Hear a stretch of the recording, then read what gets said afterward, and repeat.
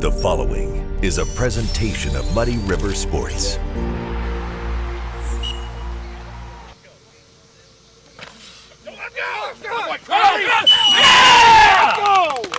You know, we had a really good scrimmage against Camp Point. We went into Farmington. We were winning after the first quarter. We were winning halfway through the second quarter. And I actually just went back and was watching film again today, and there was about a 2-minute span on the clock that we got outscored by 4 touchdowns. We eliminate that. The momentum's different.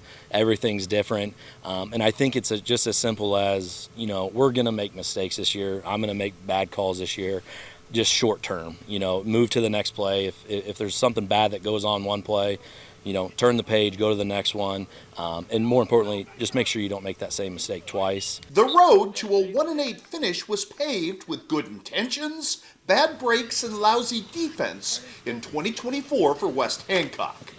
The Titans, though, appear to have gained traction in all 3 of those areas this summer. For starters, this offseason has been splendidly devoid of roster upheaval and drama. It's a whole different headspace, one for me, but also for the team going into this year compared to last year where we were. You know, there's a lot of excitement. Everyone's bought in. The team chemistry is up there. So I am really looking forward to what we're going to do this year. See also that Coy Dorothy isn't scrambling to find a quarterback substitute at the last possible second. So Braden Carter, he's been in, you know, he played his freshman, sophomore year, so he's kind of been in my system for the last 2 years. When he was a, you know, freshman, I was with the freshman JV, so I was with him basically his whole high school. He's a very, very smart kid. He's a baseball kid, so his arm strength is through the roof. He really hit the weight room hard the last 2 years. I would say, I'm somebody that has speed, so they got to be weary of that. And I think I can just throw the ball a long ways. I think I'm going to be able to feed Froman, Crowley, Jess, all of them. He picked up really well with our concepts, with our philosophy, reading the defense. You know, him and I would have conversations about, you know, on this play, who are you reading, what are you looking for? You know, and he picked it right up, and we were answering the questions correct from the day one. He didn't miss a day of summer. You know, and I think as a leader, a quarterback, you're naturally a leader for the team, but for that leader to be there every day in the summer, you know, picking his teammates up, he's extremely positive. Whether his wide receiver, you know, possibly drops a ball, there's a fumble in the exchange, he's always there to take blame for it. And especially a high school kid, but as a quarterback, that's your job. Whether it's your fault or not, you need to take the blame for it, take some stress off of the other kids, and, you know, make sure that they're built up. That way when it's their time to shine, they're ready. Yeah, definitely. Braden can put the ball anywhere he wants, and he puts it where I can get it, so that's great. Definitely. He puts the ball where I can get it and where it needs to be, and he gets the job done. Braden Carter's success is tied here to some strong offensive variables around him. All-state candidate Hunter Froman at wide receiver, yes? Oh yeah, every one-on-one matchup, you got to get him the ball. He's tall, he's athletic. As long as I can get him the ball, he's going to make something happen. But more as well on the edge. Hunter is just a coach's dream kid to have. You know, he's going to put in that work day in and day out. He's going to give you 100% effort. He's going to build the other kids up. He's going to make the kids around him better, more positive. And then to have that accompanied by Jordan Crowley on the other side. Unfortunately, his season last year didn't really get off to a start because of a hand injury. He was out most of the year. You know, he had a really good offseason. He plays basketball. They got a taste of success in the basketball year, which I love to see that in the other seasons, carry that over to their next sport. And then, yeah, like you said, Jess Scott, he had a really good offseason. A bolstered offensive line led by Ryan Horn, but also one now deeper and more veteran in nature. Oh yeah, I think it's going to be a really nice pocket this year. My sophomore year, I barely got pressured. I got sacked one time, and that was from a miscommunication. These guys can definitely play. Yes, sir. You know, working all summer with him, and, you know, we have a chemistry with school. I've grown up with him forever, playing basketball with him forever, you know, wanted me to protect him. That's my job.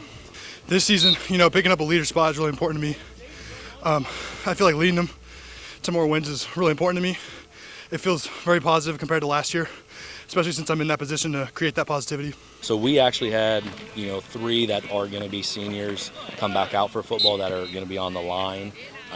So I'm definitely looking forward to it. Like you said, we have Ryan Horn, but we also have Gage Carlton, who is going to be a full year starter last year, and he started half of his sophomore year. Apollo White, the same thing at right tackle. And then we're going to have Leighton Conkright at center. You know, he played his freshman, sophomore year. He's back. His body has changed a lot. He's a big kid, strong kid. And then we'll have Logan Baker or Zayden Sonneborn at guard. And then we will also have, you know, some tight end type people as well. I think our line is one of the better lines in our conference, so I'm excited to see what they can do this year. As well as an emergent and viable feature back in Chandler Dayton. I always see him, he's putting in work every single day in the offseason, making better. I've seen a big difference. You know, playing on the defensive side, trying to tackle him, it's tough. His speed has really been the thing that I've noticed. When it was in the 7-on-7s or, you know, just the workouts this summer, his speed really went to that next level. His quickness went up there. So I think that's going to be really good for him. And on the flip side, that backer play, being able to get in there on the varsity as a sophomore both ways last year, I think helped him with the game speed because it is different from JV to varsity. So I'm definitely looking forward to him. That's a lot of potential offensive artillery, which won't mean much of anything if the Titans are still giving up more than 40 points per game. We've been working on a lot of those tackles, and making sure we aren't missing those open field tackles and getting burned around the outside on the run game like we were last year. Simple as stopping the run. I firmly believe we're able to stop the run. We're going to be successful. I do think we have the beef up front more this year than we have in the last 2 years. I think our linebacker play is going to be a step up from where it was. Just kind of learning the scheme, but getting comfortable. And I think that's a big thing, is keep it simple, but make sure the kids are comfortable and let the kids go. And scheduled to play both Farmington and Macomb right out of the gate, these Titans won't have the luxury of easing into anything. Oh, there's for sure potential. I think every game we're going to look at is if we can win, you know. I mean, we've got so much talent. We just need to go out there and do what we can. People just we need to just focus on the next play, you know, not the past play. We can't change it. Just focus on the next play and just keep going, trying to get that win. We should up play to our potential. The last couple of years we've had lots and lots of potential. We've just never reached our standards. But this year, I think this year's the year. Muddy River Sports. Our home, our sports.